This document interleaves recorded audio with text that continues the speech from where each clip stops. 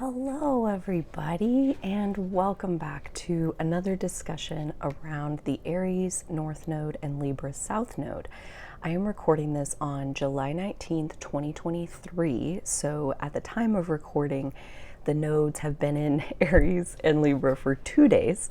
And so we have our first taste of this energy in nearly 2 decades. Remember that the nodes are only going through every sign, every particular combination once every 18 and a half years. So it's been a long time since we've felt Aries North Node. And already I'm getting some hits of the energy in my own space that I wanted to come on and share with you all. So the energy that I'm feeling, that's not to say that necessarily you're going to be experiencing it in the exact same way. So take my story with a grain of salt, but I do think that there are some themes here that tie directly to Aries and Libra, and so that's what I wanted to open up this video with.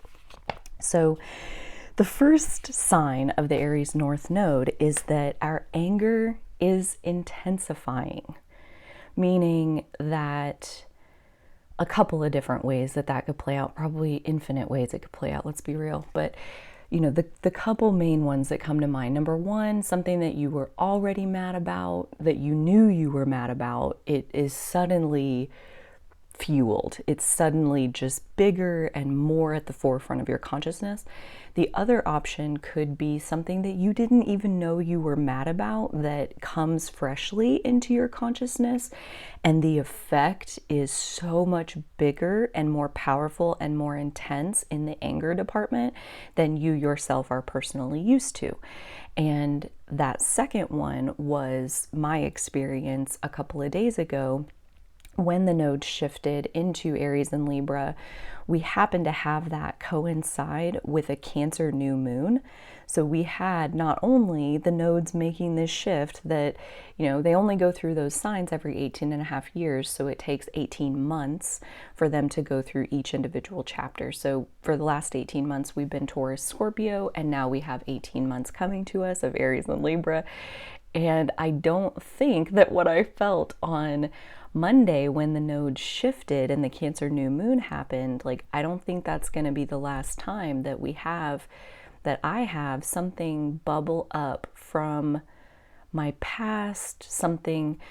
It was a combination. It was like somebody in the present said one little thing like this big, and what came up out of my body that clearly already lived in my body and clearly had already been in there for quite some time, like my whole freaking life, that came to the surface, and I was so angry.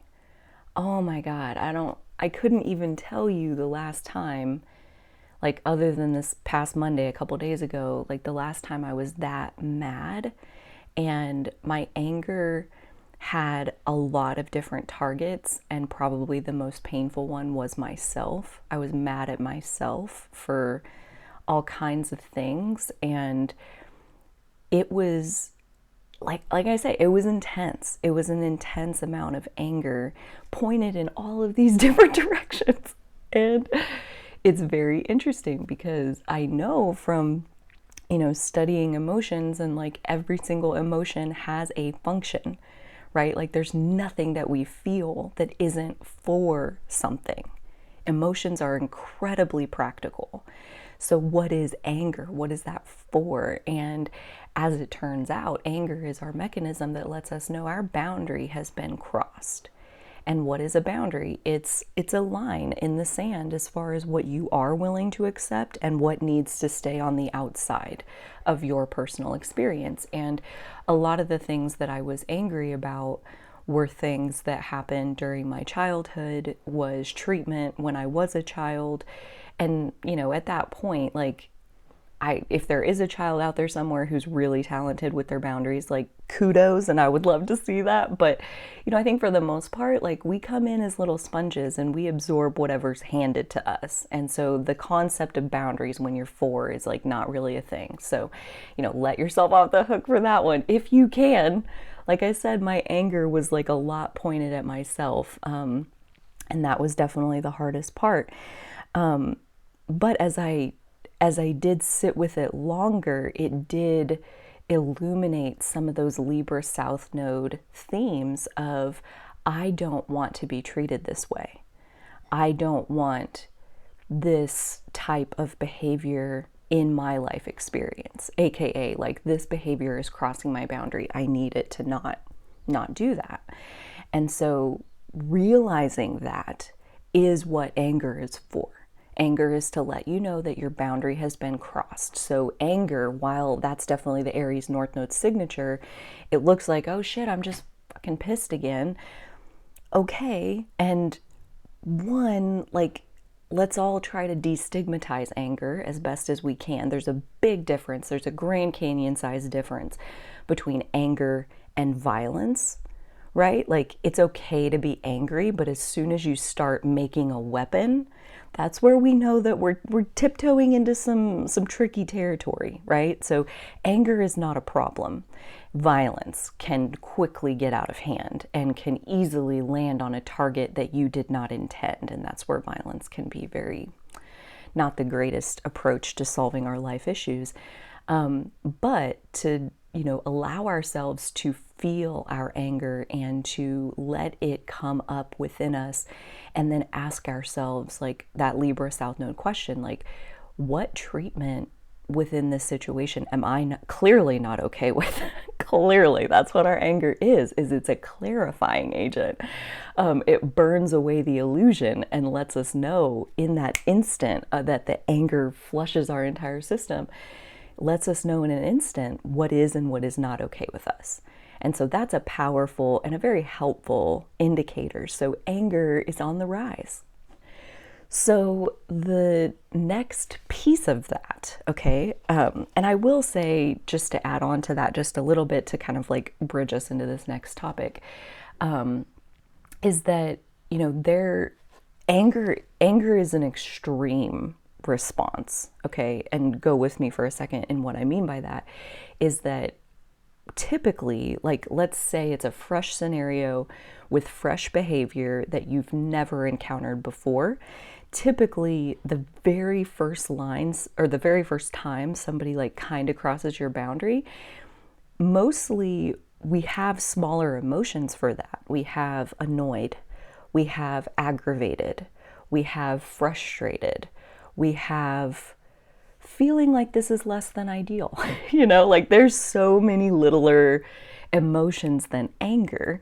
And so that's number one that I want to throw out there is, like, if we can recognize frustration as our boundary being crossed over, as aggravation, same thing. Like, if we can recognize it in the smaller, subtler forms, then that gives us something to use as a signpost to go ahead and put a stop to the treatment that we're receiving that is aggravating us. So that's number one. Number two is, like, what happened to me on Monday, it did not it didn't start at the small, subtle stages, okay? It jumped right into like an inferno of, it was intense. And the thing about that experience, like that kind of volcanic eruption, is like, you think about like a physical volcano, like that shit doesn't just erupt. Okay, like that you can predict like when a volcano is going to erupt because you can see the pressure rising. Like, you can see all the things happening to where, yeah, it's bubbling. The pressure's growing, like it's going to blow. And the thing is, like, what my volcano was, and this was what was so fascinating about it, and where I share, because I think at some point during this transit, like maybe you'll have this experience if you haven't already, is you didn't know that the pressure was building, that like maybe the pressure built and built and built and built and built through your entire childhood. And because the treatment that you were receiving in childhood ended, back then and hasn't happened in a long time, maybe it's easy. Remember, I'm talking to myself here. Maybe it's easy to delude yourself into thinking that that volcano no longer exists inside of you.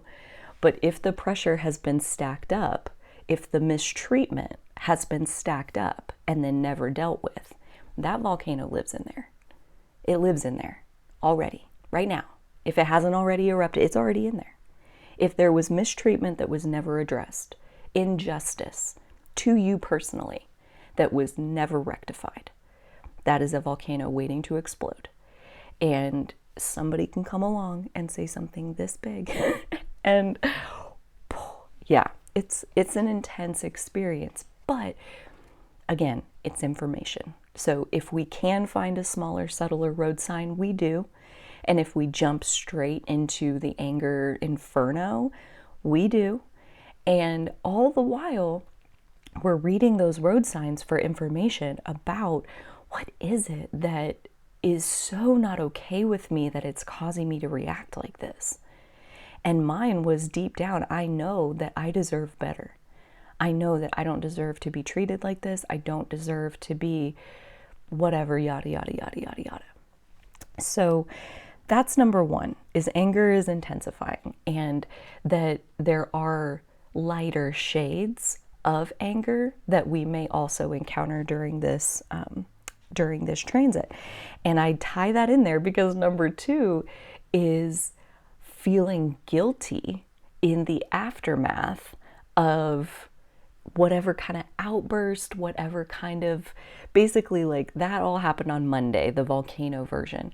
And then on Tuesday, I was still very emotional and still very all over the place inside of myself. And I had a work Zoom, and I had enough foresight and vulnerability to email my coworker who was going to be on the Zoom with me. We were going to meet with another group of people, and basically was like, I am not feeling myself today. Not feeling like myself today. Would you mind taking the lead in the meeting? And I'll be the note taker. And she's like, yep, great, no problem, got you covered. And so that was wonderful. So I'm not the lead in the meeting. I really theoretically don't have to say anything. And then, so this is only a 30-minute meeting, and we called it. We asked for this meeting because we needed help. We had a whole list of questions, like a whole agenda of things that we needed to ask for help. And this is the expert, get the expert on the Zoom. We'll be able to ask our questions. Great. So annoying. The expert showed up with their own agenda, like it was their fucking meeting, and proceeds to talk for 27 minutes about, I just really want to make sure that this thing is done. And so, God, it just makes me want to fucking gag. I was so annoyed, like so annoyed. So while I didn't have to say anything, I didn't want to spend any more time around people than I had to, because I was, and so I did like break my silence to be like, okay, so we only have a few more minutes and we have a whole list of questions that we came here today to ask you. And I think we need to pivot into our questions. And so we stayed on for an extra 15 minutes because we needed 20 minutes to ask our questions. That was what the meeting was for. And by the end of that experience, I was so annoyed. I was just so annoyed. And like, again, that's not my normal posture. Like, I tend to be a very happy, easygoing person. And so to see myself like that was its own thing. And that's, again, where I go back to kind of like letting yourself off the hook and like, don't be too hard on yourself this next 18 months when our anger and our frustration and our annoyance is going to build. Because the longer I sat with it afterwards, I was like, this has a Libra South Node written all the fuck over it. Because after I got off that meeting, my main feeling was guilt over being rude to her, being rude to this person, that like I wasn't gracious enough with this person. And that was my initial reaction, was to feel guilty. And this is where I am like sending up like alarm bells for like, that is a Libra South Node road sign. If I ever saw one, feeling guilty over being rude to someone who is stealing your goddamn time. You ask them for their help with your questions and they show up and they're shoving something down your fucking throat that you didn't ask for. And I'm the one who feels guilty about being rude. So I wrote some affirmations to help me crawl up out of my Libra South Node guilt over my rudeness. They are as follows. I give them to you in case they're helpful. Number one, coming off that Cancer new moon, I had no energy to manage her feelings. I have no energy to manage her feelings. Number two, I owe no one my harmonization. I don't owe her that. I don't have to feel guilty because I fell down on the job. I'm not obligated to harmonize with anybody any time, period. I don't owe them that. Number three, others' emotional harmony is not my job. It's not. She had a face by the end of it where clearly she's used to a lot warmer interaction, and refer to number one, I had no energy to manage her feelings. So like, I have no energy to just put on a nice face, like that Libra South Node of like, I'm gonna keep the peace for peace and harmony's sake while I'm dying inside. Libra South Node. So number three, others' emotional harmony is not my job. Number four, harmony will happen naturally when you're around the right people. So if there's a lack of harmony between me and her, I don't have to feel guilty about that. I can take it as a sign of like, she is not my people. Clearly, we have very different ideas about how to do things. Number five, there is only what is. There is no good and bad. So that's a hangover from the Taurus North Node cycle that I am so grateful to have soaked up during that time. There is only what is, no good or bad. And how I interpret that for my situation, as an example, is like, that meeting needed to happen exactly the way it did. Period. That was what was needed. Me in my mood, whatever you want to call it, and her with her own agenda trampling all over our agenda, like, that is what needed to happen. We needed a conflict of agendas, and I got it. And now you're getting this list of affirmations that says, don't you dare feel guilty about holding your own. Like, we called that meeting. That time was for us, and she stole it. She stole it, and then I felt guilty for not harmonizing with her while she's fucking stealing my time. Number six, fairness must include you first. If it's not fair to you, it's not fair. And that's again where I come from with like, this was our time and we didn't get what we asked for. And why am I feeling guilty about being rude to her? Because she will, you know. Number seven, not everyone will be able to harmonize with me.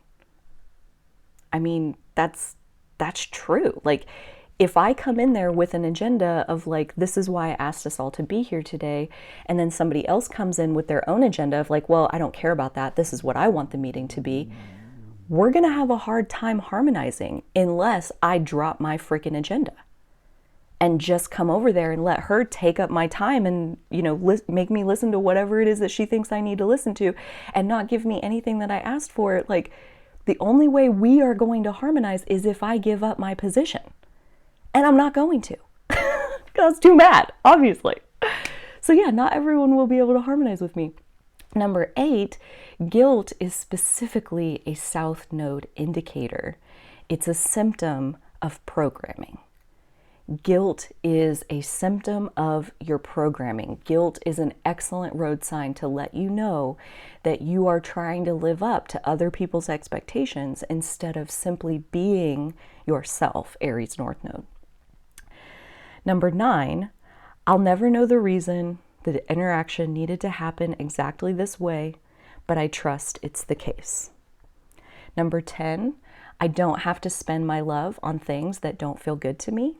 Again, like kind of, I don't owe my harmony to asshats, basically. Number 11, this is extremely Aries North Node. I get to express my true identity. And my identity in that moment was annoyed as fuck. So that was who I was in that moment.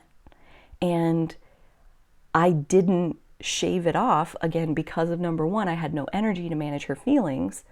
I didn't shave off the rough edges and just give her the pretty polished version, Libra South Node. I gave her my real exasperation of like, this was hugely a waste of our time and kept everybody late because of the waste of our time, and I don't approve. I don't approve. I don't needlessly approve of and harmonize with things that do not feel like harmony in my stomach. And number 12, I get to opt out of fulfilling any social roles that do not bubble up from my inner fire. I get to opt out.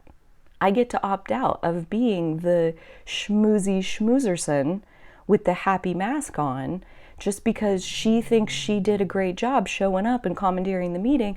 I don't have to kiss her ass. I really don't. Expert or no expert, I told her thank you and I got out of the Zoom. Like, not overly solicitous. Again, I think that's a great keyword for Libra South Node, is like wanting to keep the peace for peace's sake. And that means that even when your position is being disrespected, you still are harmonizing with the other person. And during this Aries North Node chapter, I think our anger and our guilt are going to be the engine that pull us through this chapter, where it is going to feel like shit to harmonize with people who are actively disrespecting you. And so I say, don't do it. Don't do it. But again, like, you'll have to decide moment to moment to moment what you do and don't want to do as far as like how you conduct yourself. Because like, you know, I didn't be all smiley and happy and blah, blah, blah, like at the end of that meeting. And the look on her face was like so confused, like it's like burned into my memory. And at the end, like that confused look, and I clicked off the Zoom, and at first I was just still so pissed. And then what settled in almost immediately was I felt guilty for my rudeness. I was like judging myself as like, gosh, how rude was that, Carly? And then I like really had this deep dive contemplation about like, what even is rudeness? What does that mean? It means that you're disobeying the social norms.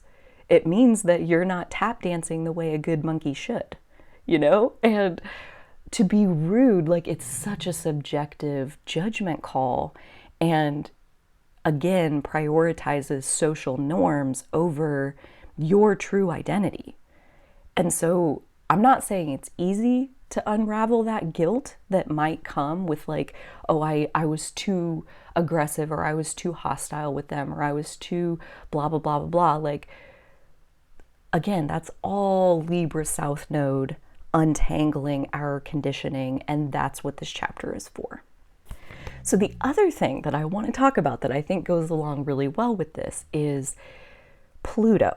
So this chapter of the Aries North Node, from July of 2023 through January of 2025, we have Pluto making a very significant transition kind of right in the middle of that. So for the first 6 months, aka like the rest of 2023, we have Pluto in the sign of Capricorn, finishing up its 15-year transit of Capricorn. And Pluto in Capricorn is all about demolishing the structures that do not support your most empowered self. if there is something of a structure in your life, think boss, marriage, family, church, community, like structures, the people and places that kind of hold the bounds of what your reality is, those structures in your life, if they are standing in the way of your full empowerment, they've got to go. That's Pluto and Capricorn's main conclusion, is like, here, let me burn that to the ground for you so you can be your full empowered self. And there's a lot of people like clinging to their burning remains and like holding on. And this, the last couple years of the end of the Pluto and Capricorn transit has definitely gotten really rough. I mean, kind of starting in 2020 onward, we've seen incredible stress tests on the world systems and being able to see the light shining through where the gaps are, and like all of these different places where, yeah, the system is not great. It's falling down, it's rotten on the inside, it's based on corruption, it's built on the back of slave labor. Like there's all kinds of structures in this world that are not in alignment with the highest good of the all. And Pluto in Capricorn, especially these last few years coming to the end of its transit, has been about dismantling that and doing that entire process. And a lot of the process is helping people to see the institutions and the structures that are not sustainable or that are not supporting their highest empowerment, so that we can choose something different. And the last nodal cycle with the North Node in Taurus, Taurus is a fixed earth energy. And so even though we were shown some things that were not ideal these last like year and a half with that Taurus North Node chapter, I'm guessing that there was still a decent amount of energy to hang on to something that, like, even though it's not ideal, it's still better than having nothing and total unknown. Taurus is like not cool with the total unknown, and so it's like, yeah, I mean, I'd rather have something like a bird in the hand is worth two in the bush. That's a very Taurus North Node kind of concept. However, we're not in the Taurus North Node chapter anymore. We're in the Aries North Node chapter, and Aries is a risk taker. Aries is all about blank slates and new beginnings, and is not scared at all by the prospect of leaving something behind and having to completely go out on your own or rebuild something from the ground up. That's an incredibly Aries energetic signature, is to be okay with the new beginnings. It's a cardinal sign. So it seems really interesting to me that out of 15 years of Pluto and Capricorn, that at the very end of that transit, for like the last 6 months of Pluto and Capricorn, we get the North Node in Aries. We get our anger intensifying. We get that fuel of anger up from our belly to push us over those edges where we're still hanging on to the structures that do not serve us. So Pluto doesn't want to burn down anything that is serving you, and anything that is supporting your empowerment journey. Pluto's not coming for that. So it's like any fear that we have of like, oh, Pluto's going to take away blah, blah, blah, blah. It's like, it's only taking away the things that, like, think like a house plant. Like if the house plant is completely root bound, meaning it's grown as much as it can possibly grow inside this little pot, and now you've noticed that the plant itself isn't growing anymore because it's root bound, meaning the roots have no space to grow. The only way to get that plant to continue growing, to like restart its growth cycle, is to take it up out of the little pot and to move it into a bigger pot. And so Pluto in Capricorn is looking for, where are you root bound? Where have you grown as much as you can possibly grow in the pot you're in? And if you are going to keep growing, you're going to have to ditch that pot. Meaning, when you take a plant up out of its pot, it's not instantly in the new pot, right? Like first we have to take it up out, and now it's exposed. it's exposed and you can see it, and maybe you even like kind of break the bottom of the roots apart a little bit, so now you're like getting poked and prodded. And then you put it in the new pot, and then you add the new dirt, and then you water it, and then it can start growing again. But there's that in-between part of the process where the Taurus energy is not a fan of crossing an abyss like that, but the Aries North Node is. The Aries North Node is all about kind of setting out on that new adventure, that hero's journey, like getting to discover in even more depth and brilliance, like who you really are. And again, if you're root bound in your little pot, Pluto and Capricorn like is laser focused on getting you out of that pot. It's like get the and it'll like break the pot even if you're like hanging on to it, you know? It's like, oh, well then here, let's just shatter the pot, and then there's nothing to hang on to. So Pluto doesn't mess around. Pluto is the phoenix rising from the ashes. In order for the new form to exist, the old form has to burn to the ground first. There's a huge chunk of the population, I'm sure I've done this at some point, where you know, show me what it is and then I'll go. Give me the new pot, put me in the new pot, and then I'll leave my old pot. And it's like, physically speaking, that doesn't even make sense. You know, like it does not work like that. Like they say, like if you're holding on to the old, there's nowhere to receive the new. You do have to let go of the old, and then your hands are open, and then you can receive the new. So this Aries North Node is a great time to borrow the courage, to use the anger, the fuel, to make yourself take those leaps where you are leaving behind the pots that are too small for you to grow in, where you are freeing yourself, liberating yourself from those structures that want you to stay this size, you know? And what is coming next? So the first 6 months of the Aries North Node, so like the rest of 2023, is the rest of Pluto and Capricorn, the tail end of that 15-year process. And then in January of 2024, the 20th or the 21st, I think, is when Pluto is making its official entry into Aquarius and will be transiting Aquarius for 20 years, 2024 to 2044. So that is a huge chunk of time for this Pluto energy, this like wanting to put you in a position where you can become your most empowered self. And Pluto in Aquarius is, I think, even more beautiful in that it has this like underlying motivation, that Aquarius part of like, once you are free, once you are fully liberated into your most individual, authentic self, you become a beacon of that for humanity. So it's not only in your personal highest good for you to be free and truly 100% your authentic self, it is in the highest good of the all.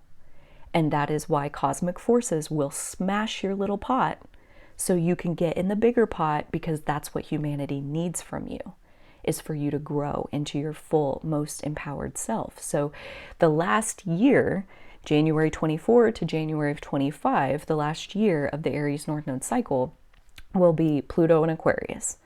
So really doubling down on what is that new pot? What is the new, bigger growth that you're capable of in the new pot?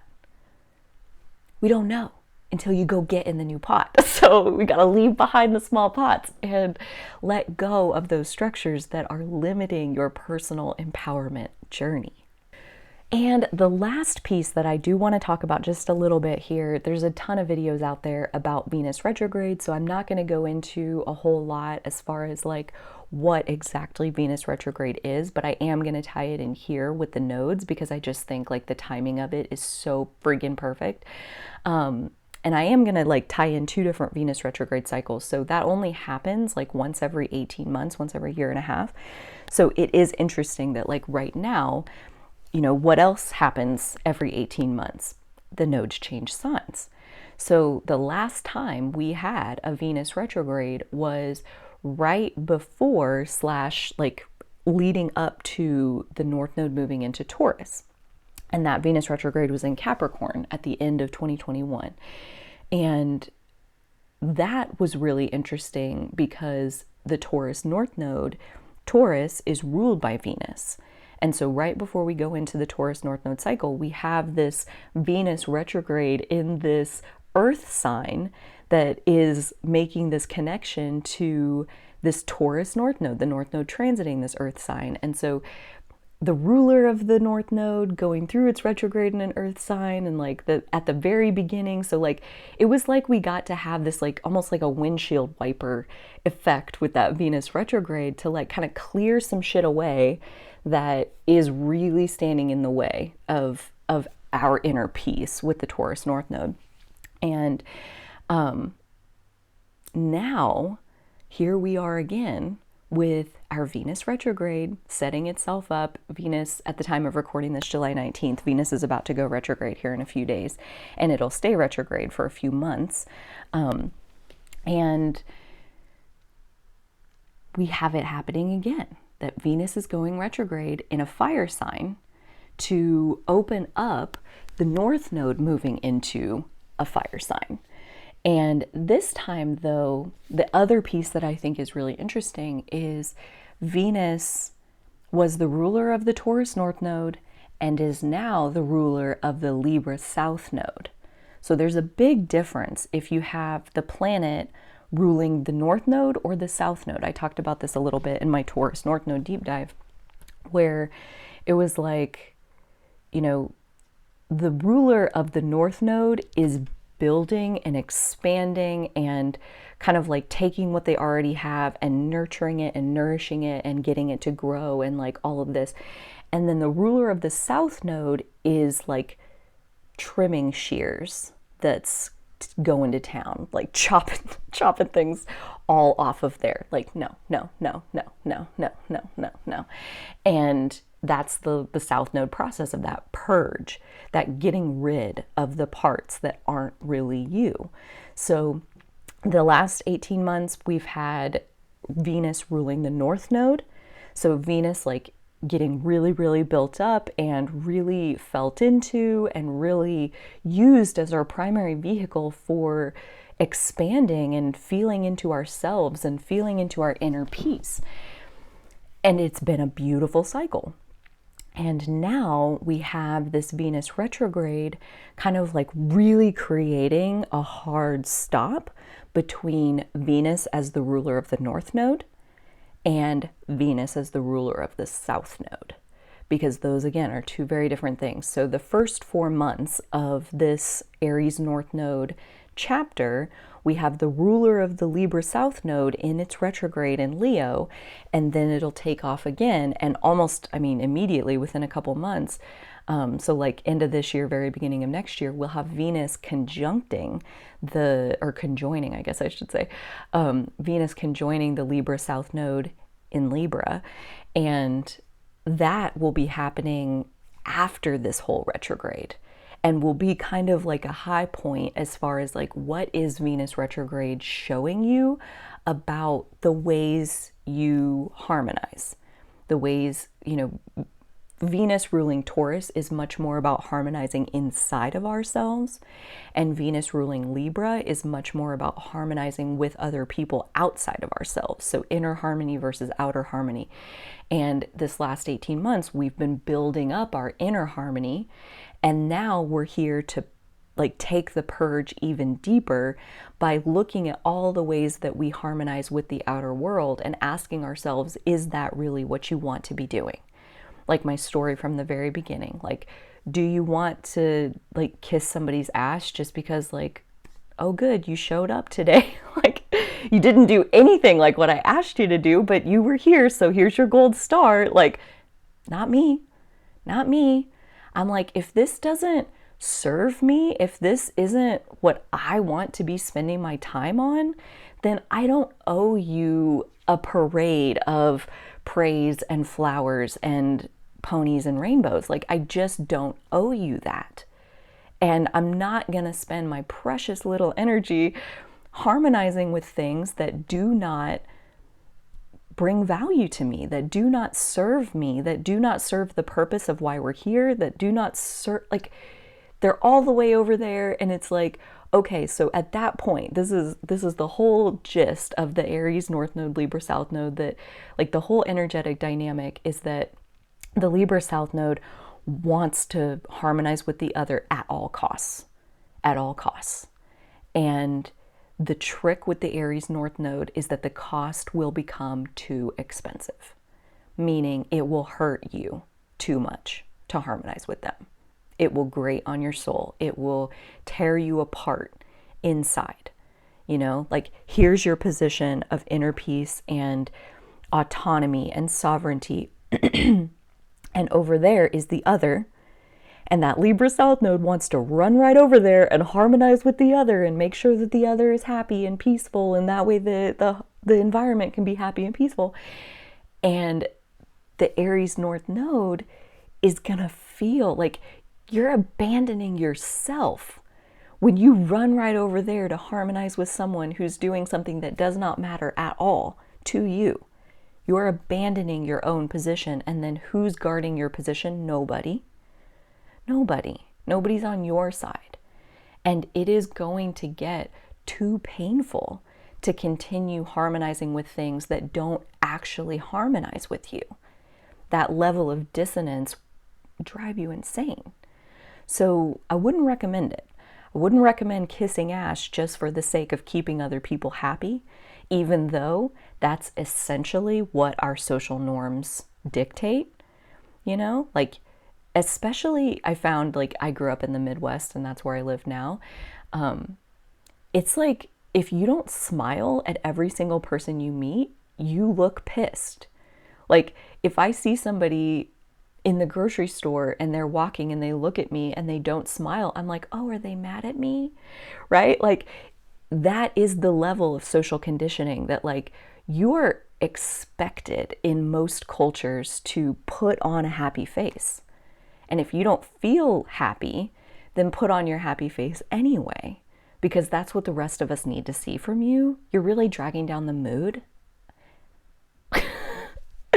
And that's where, you know, like, I'll go back and I'll leave you with one of the affirmations that is my personal favorite. Number 4, harmony will happen naturally when you are around the right people. When you are around the right people, harmony will be natural. And when you're around the right people, you can be your true identity, even if you're mad, even if you're aggravated, even if you're sad, even if you're heartbroken. You can be your true identity and there will still be harmony. You don't have to fake anything when you're with the right people. So when we feel ourselves moving into a fake direction where we're sorting through our masks, like, which one of these masks should I put on for this situation? That's a Libra South Node direction. And it will get more and more difficult to keep that going as this transit progresses. Oh, this has been so cathartic to come on and get to talk through all of these points. I do hope that you've enjoyed it. I am going to be back soon with more content on the Aries North Node. I am still in the works on doing energy readings for each of the individual nodal groups, probably more than once. I'm currently working on the Libra North Node, Scorpio North Node, and Sagittarius North Node, so that'll be out next. And then also as we go and as we live through this energy, I'll do more videos like this one where we're where we're specifically looking at the transits of the moment, but through the lens of the Aries North Node cycle. So if you like this video, please think about giving it a thumbs up, leave a comment down below, and subscribe to the channel. All of those actions are you telling the algorithm that it should show this video to more people, and I really appreciate it when you do those things. I sure do. So thank you so much for hanging out with me, and I hope to see you again next time.